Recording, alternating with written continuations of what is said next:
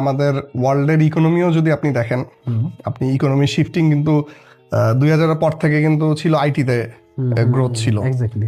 এখন কিন্তু ওইটা এগ্রির দিকে শিফট করছে। অনেকটাই shift বা ওই রকম ওয়ার্ল্ডের যে পরিস্থিতি বা যারা পুঁজিপতি আছে তারা তাদের পুঁজিটা কোথায় ইনভেস্ট করতেছে এটা দেখলে কিন্তু বোঝা যায়, একটা আইডিয়া আসে।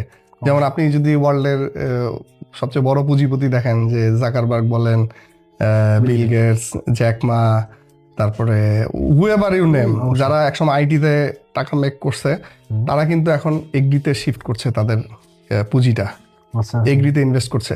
তো তারা তো না বুঝে, না শুনে, না অ্যানালিসিস করে এই টাকাটা তো ইনভেস্ট করছে না। প্লাস আমরা যদি আরেকটু বৈশ্বিক পরিস্থিতির দিকেও তাকাই, যে এই যে যুদ্ধ বিগ্রহ, রিসেশন, আপনি একটা কাপড় 2 বছর পরতে পারবেন। আমি করোনার সময় 2টা টি শার্ট দিয়ে আমি 6 মাস চালাইছি, বাসা থেকে বের হইতে হয় নাই। হ্যাঁ, লুঙ্গি আর টি শার্ট পরে 6 মাস কাটেছে, আমার কোনো কাপড় কেনার দরকার পড়ে নাই। কিন্তু আমার তো 3 বেলা ভাত খেতে হয়েছে, অবশ্যই। আমার মাংস খেতে হয়েছে, আমার মাছ খেতে হয়েছে, আমার ডিম খেতে হয়েছে, দুধ খেতে হয়েছে।